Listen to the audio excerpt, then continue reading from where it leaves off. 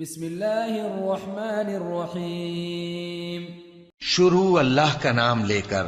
جو بڑا مہربان نہایت رحم والا ہے۔ اذا الشمس كورت، جب سورج لپیٹ لیا جائے گا، واذا النجوم انكدرت، اور جب تارے بے نور ہو جائیں گے، واذا الجبال سيرت، اور جب پہاڑ چلائے جائیں گے، واذا العشار عطلت، اور جب بیاہنے والی اونٹنیاں یوں ہی چھوڑ دی جائیں گی، واذا الوحوش حشرت، اور جب وحشی جانور جمع کیے جائیں گے، واذا البحار سجرت، اور جب سمندر آگ ہو جائیں گے، واذا النفوس زوجت، اور جب روحیں جسموں سے ملا دی جائیں گی، واذا الموءودة سئلت، اور جب اس بچی سے جو زندہ دفنا دی گئی ہو پوچھا جائے گا بأي ذنب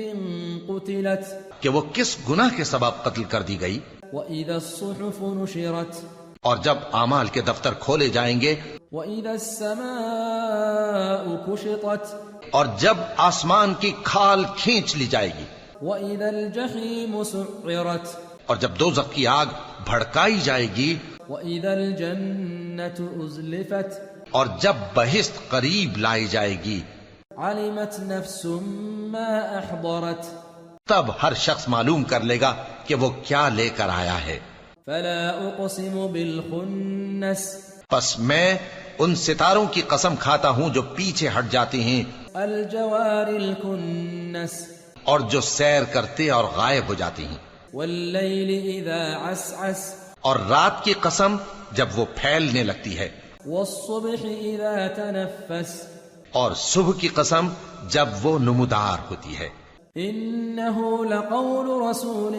كريم، کہ بے شک یہ قرآن اس فرشتہ عالی مقام کا سنایا ہوا پیغام ہے، ذي قوة عند ذي العرش مكين، جو صاحب قوت ہے، مالک عرش کے ہاں اونچے درجے والا ہے، مطاع ثم أمين، سردار ہے ساتھ ہی امانت دار ہے۔ وما صاحبكم بمجنون، اور مکے والو تمہارے رفیق یعنی ہمارے پیغمبر صلی اللہ علیہ وآلہ وسلم دیوانے نہیں ہیں،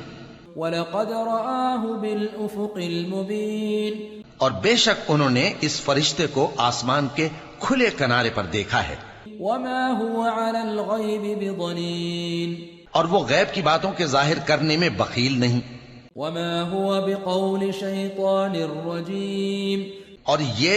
کسی شیطان مردود کا کلام نہیں ہے۔ فأين تذهبون، پھر تم لوگ کدھر جا رہے ہو؟ إن هو إلا ذكر للعالمين، یہ قرآن تو تمام جہانوں کے لیے نصیحت ہے، لمن شاء منكم أن يستقيم، یعنی اس کے لیے جو تم میں سے سیدھی راہ چلنا چاہے، وما تشاءون إلا أن